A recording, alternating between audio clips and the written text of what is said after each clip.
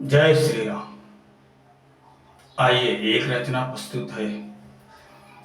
हे इंसा तू कितना नादा, हे इंसा तू कितना नादा। तो आइए सुनते हैं, समझते हैं इस रचना का क्या कुछ कहना है। हे इंसा तू कितना नादा, नाहक अहम किया है। क्षणिक जगत जीवन लेकिन तू नरबन नहीं जिया है। हे इंसा तू कितना नादा, नाहक अहम किया है। क्षणिक जगत जीवन लेकिन तू नरबन नहीं जिया है। लाल हरे नीले पीले रंगों से चमन भरा है। लाल हरे नीले पीले रंगों से चमन भरा है।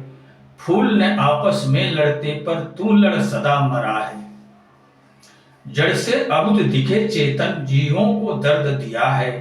हे इंसा तू कितना नादा, नाहक अहम किया है। धरती का तू श्रेष्ठ जीव पर सबसे निम्न बना है। धरती का तू श्रेष्ठ जीव पर सबसे निम्न बना है। मानवता को ठुकराया दानवपन कीच सना है। तड़प मरे पे मौत किंतु ना कर्मन ध्यान दिया है। हे इंसा तू कितना नादा, नाहक अहम किया है। दर्पण देख सकल तू अपनी तुझे देख घिन आती। दर्पण देख सकल तू अपनी तुझे देख घिन आती। तेरे क्रूर कर्म ऐसे लख दानवता शर्माती। किंतु तुझे क्यों शर्म न आई, मदिरा कौन पिया है। हे इंसा तू कितना नादा, नाहक अहम किया है। सुखिया जग में जीव जंतु पर तू ही दिखता दुखिया। सुखिया जग में जीव जंतु पर तू ही दिखता दुखिया। शर्मन आई अहम समाया, कहता खुद को मुखिया। हर जीवों को तू दुख देता, हर जीवों को तू दुख देता। तू जग सबसे घटिया है। हे इंसा तू कितना नादा, नाहक अहम किया है। शक्ल मिली मानव की तुझको, मन शैतान बसा है। शक्ल मिली मानव की तुझको, मन शैतान बसा है। कुकर्म कर दुख दर्द पा रहा फिर भी गर्भ नशा है। भूल लक्ष्य अपना तू भोगे, भूल लक्ष्य अपना तू भोगे। नरपस बना जिया है। हे इंसा तू कितना नादा, नाहक अहम किया है। क्षणिक जगत जीवन लेकिन तू नरबन नहीं जिया है। एक कविता क्या कुछ कह रही है। एक कविता कह रही है कि हे इंसान तू कितना नादान है, क्यों अहम में समाया हुआ है। इस संसार में क्या कुछ तेरा अपना है। अरे कुछ पल के लिए तू इस संसार में आया है और जो कुछ भी मिला हुआ है वो ईश्वर प्रदत्त, ईश्वर की चीजें आपको मिली है। जीवन जीने के लिए आपको मिली है। इसे अपना समझ करके अहम में समा गया, इतना बड़ा मूर्ख बन गया, इसे अपना समझ लिया। किसी रेस्टोरेंट में 2-4 दिन के लिए किसी काम पर गया, वहां मोल चुकाया, रहने के लिए रूम मिल गया, खाट मिल गई, पंखा मिल गया, टीवी मिल गई, सब चीज की व्यवस्था तुझे जो मिली हुई है वो तेरी नहीं है, वो उस होटल वाले की है। उसे तू उसमें 1 दिन रहा, 2 दिन रहा, तीसरे दिन उसे अपना मान करके उससे मोहित हो गया। इतनी बड़ी मूर्खता कर रहा है तू। तेरा नहीं है, तुझे जीवन यापन के लिए दिया गया है। वास्तविकता यह है कि इस संसार में तेरा अपना कुछ भी नहीं है। और ऐसा मोह करने की वजह से तू आज नर भी नर भी बन के नहीं जी पा रहा है, नर भी बन के जी नहीं, एक मनुष्य भी जी कर, एक मनुष्य बन करके तू नहीं जी पा रहा है। तो आदम जंगल के जानवर जैसे होते हैं ना, जंगल के जानवर, शेर, भालू, बाघ, चीता, गीदड़, जैसे वो जीवन जीते हैं अराजकता में, जिससे वो बलवान हैं उसको मार के खा लेते हैं, और जिससे वो निर्बल हैं उसके द्वारा वो मार के खा लिए जाते हैं। इस तरह की जो जंगल राज होता है, ठीक उसी तरह के जीवन में तू प्रविष्ट होकर के जीवन जी रहा है। अपने दीनों पर, अपने से निर्बलों पर तुझे दया नहीं है। तू इतना स्वार्थी बन गया है कि उन्हें मार करके, निर्दयता पूर्वक उन्हें मार करके तो अपने जिह्वा के स्वाद के लिए अपने पेट में भर रहा है। क्या साग, अन्न, फल, फ्रूट, दही, दूध, घी आज संसार में कमी है? क्या किसी जीव को मारकर खाएगा तभी तुम्हारी क्षुधा तृप्ति होगी, और किसी तरह संभव नहीं है? तो क्या आज जंगल का एक हिंसक पशु बनकर के मनुष्य जीवन नहीं जी रहा है?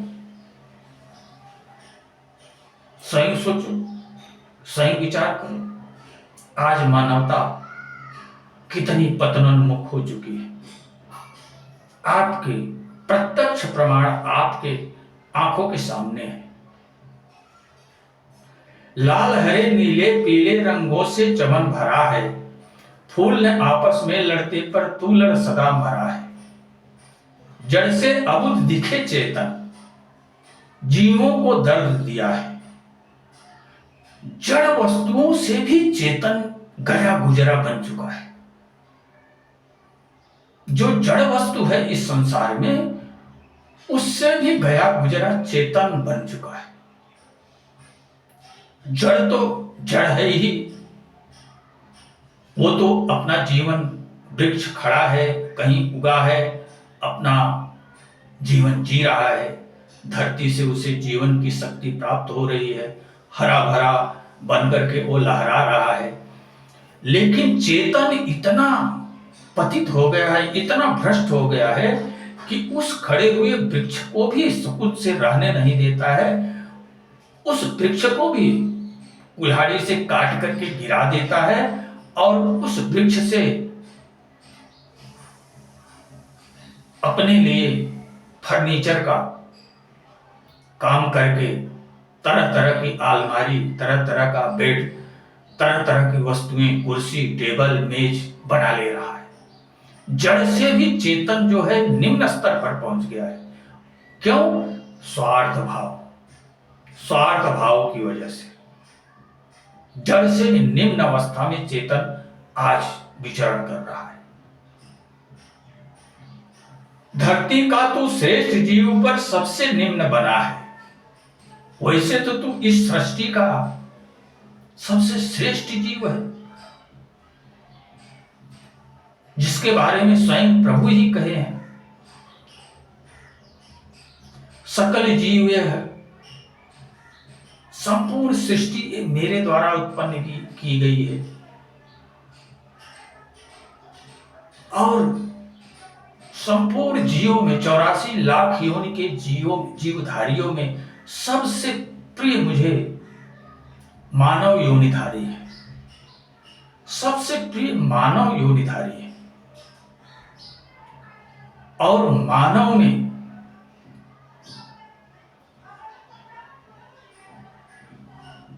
सबके ऊपर हमारी समान रूप से कृपा है।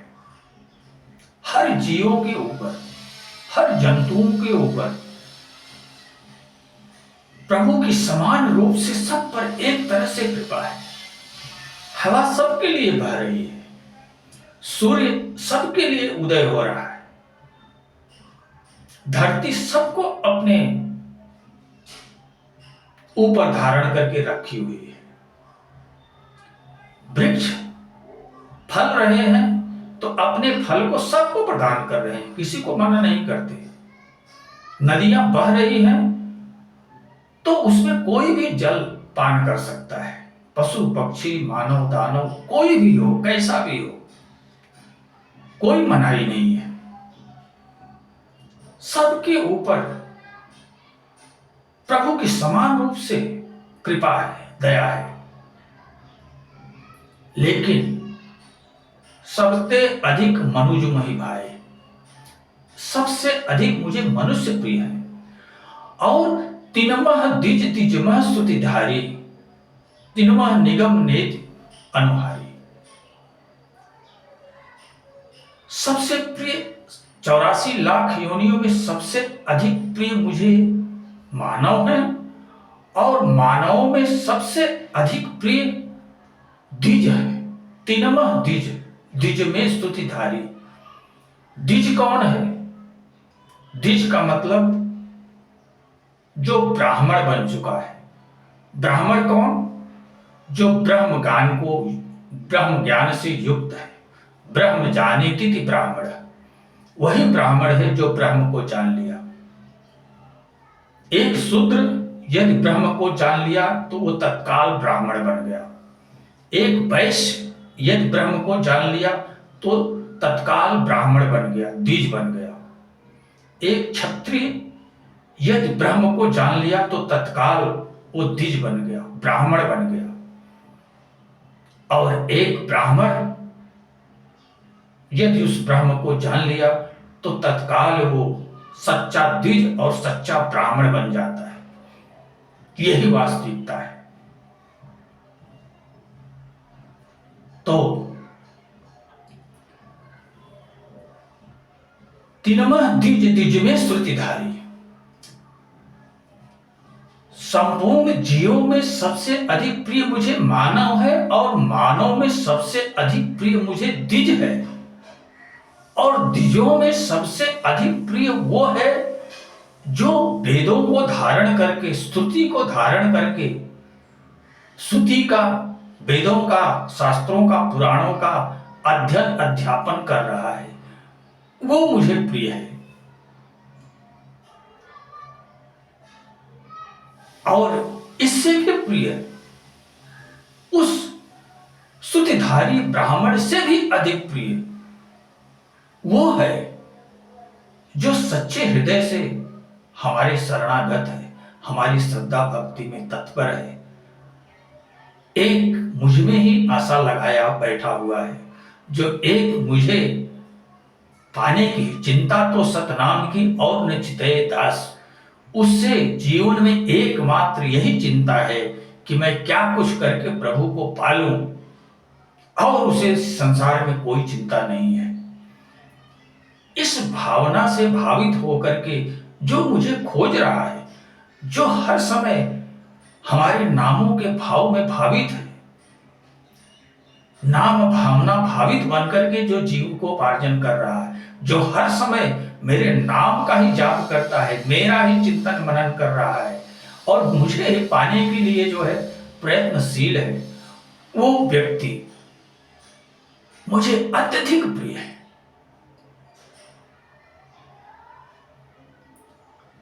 तो प्रभु का इस तरह कुछ कहना है।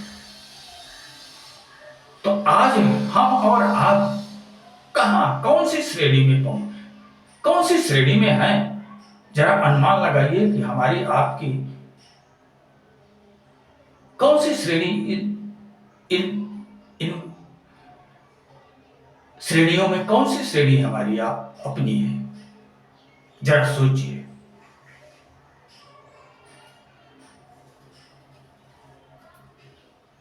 धरती का तो श्रेष्ठ जीव पर सबसे निम्न बना है, मानवता को ठुकराया दानवपन कीच सना है।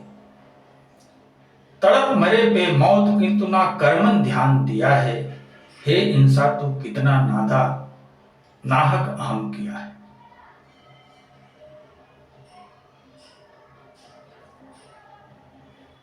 कैसे श्रेष्ठ हो सकता है? धरती का श्रेष्ठ जीव कैसे हो सकता है? सबसे निम्न कर्म तो कर रहा है, तो श्रेष्ठता कहां गई? मानव की श्रेष्ठता तो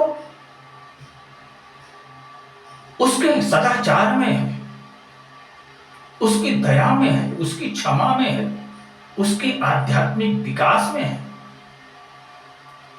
उसकी महानता तो उन सब गुणों में है, लेकिन आज किस गुण को धारण करके वो जीविकोपार्जन कर रहा है?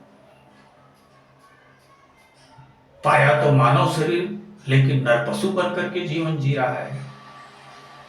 हर जीवों को मार करके खा रहा है। सारे संसार के 84 लाख योनियों के जीवों को अशांत अगर कोई किया है तो वो एकमात्र मानव है, जो सबका नेतृत्व करने के लिए इस धरती पर आया था, जो सबसे श्रेष्ठ बन करके आया था। वही सबको दुख दर्द का प्रदाता बन बैठा है। वास्तविकता ये है।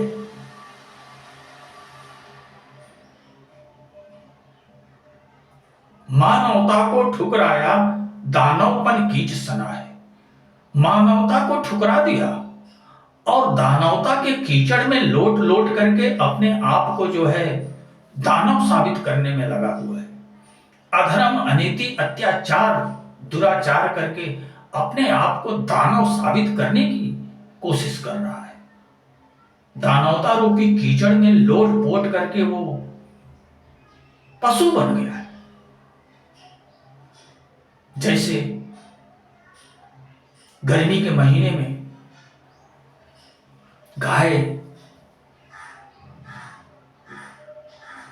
तो नहीं, लेकिन भैंस लोगों की प्रवृत्ति ये होती है कि वो जब जाती हैं और तालाब सूखने के कगार पे होते हैं, उसमें कीचड़ अधिक और जल थोड़ा ही शेष रहता है, तो भैंसें क्या करती है, उस कीचड़ में ताप से व्यथित होकर के उनकी चमड़ी, ऊपर की चमड़ी सूर्य की प्रचंड रोशनी से जलती रहती है। तो वो करती क्या है कि जाकर के वो कीचड़ में लोट करके अपने पूरे शरीर में कीचड़ को लपेट लेती है। ऐसा करने से उनका ताप थोड़ा कम हो जाता है। उसी तरह आज का मानव इस भौतिक जगत में भौतिक त्रैतापों से जल रहा है, और भौतिक त्रैतापों से जो जल रहा है उसके लिए धर्म रूपी वृक्ष की छांव नहीं खोज रहा है। धर्म रूपी वृक्ष की छांव में जाकर के वो उस आतप से बचने का प्रयास नहीं कर रहा है। वो अधर्म रूपी कीचड़ में लोट करके अपने बदन में पूरा कीचड़ लपेट करके उस ताप से बचने का प्रयास कर रहा है। यही हो रहा है। दर्पण देख सकल तो अपनी देख तुझे घिन आती।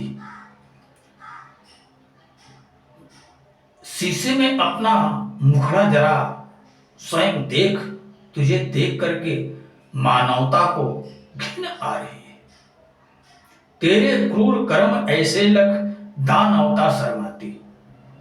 आज का मानव इतना क्रूर कर्म, ऐसा जघन्य अपराध कर रहा है कि मानवता की तो बात छोड़ो, दानवता भी शर्मा जा रही है।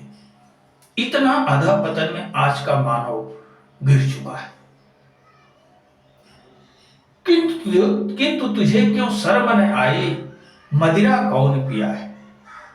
हे मानव, तू अपने आप को देख, जरा आत्म अवलोकन तो कर। तेरे जीवन की दशा दिशा किस ओर अग्रसर हो रही है। कभी अपने आप स्वयं को तो देख। संसार की माया को देखकर उसी में अपने भावों को परिवर्तित करके पशु बनता जा रहा है, पशु बनता जा रहा है। अपने आप को देख करके इंसान भी बन सकता है, मानव भी बन सकता है, सज्जन भी बन सकता है, संत भी बन सकता है। अपने आत्म परमात्मा को देख करके तो मुक्तात्मा भी बन सकता है। लेकिन अपनी तरफ देखेगा तब तो मानव अपनी तरफ तो देख ही नहीं रहा है, केवल संसार के परिदृश्य को देख करके उसी के रंग में रंगता हुआ चला जा रहा है। और संसार में इतना दूषित कलुषित पना है कि उसके अनीति अधर्म का कोई अंत ही नहीं है। तो संसार के परिदृश्य को देख करके अपना जीवन मत जियो, स्वयं को देख करके अपना जीवन जियो। संसार को देख करके अगर जीविकोपार्जन करोगे तो आप त्रैतापों से व्यथित रहोगे, तड़पते रहोगे, और अपने आप को देख करके जीवन जियोगे तो शांत, शीतल, सुखमय, शांतिमय, आनंदमय जीवन आपका व्यतीत होगा। तो इस तरह का जीवन करके आप स्वयं को मानव कहने के हकदार बन सकोगे। संसार को देख करके, संसार की विकृतियों को ग्रहण करके आप अगर जीवन जीना चाहोगे तो आप नर बन के जीवन नहीं जी पाओगे, आपको नर पशु बन जाना पड़ेगा। यही जीवन की वास्तविकता है। तो इसी के साथ अब मैं अपनी वाणी को विराम देना चाहता हूं। आप लोग जैसे मेरा जीवन है इस संसार में, ठीक उसी तरह आपका भी जीवन है। जिसने मुझे जीवन प्रदान किया वही आपको भी जीवन प्रदान किया है। तो सबके ऊपर प्रभु की समान कृपा है। अब आपकी इच्छा अनिच्छा पर निर्भर है कि आप अपने आप को किस तरह बना सकते हो। आप ही अपने जीवन के असली सच्चे शिल्पकार हो। अपने जीवन का जिस तरह का प्रारूप बनाना चाहो उस तरह का बना सकते हो। आपके हाथों में ही वो शक्ति है, बाकी सारे संसार में ऐसी कोई शक्ति नहीं है जो आपके जीवन का सृजन कर सके। तो इसी के साथ अब मैं अपनी वाणी को विराम देना चाहूंगा। आप लोग स्वयं प्रबुद्ध हो, सुनो, समझो और चिंतन मनन करके अनुसरण करने का प्रयास करो। जय श्री राम।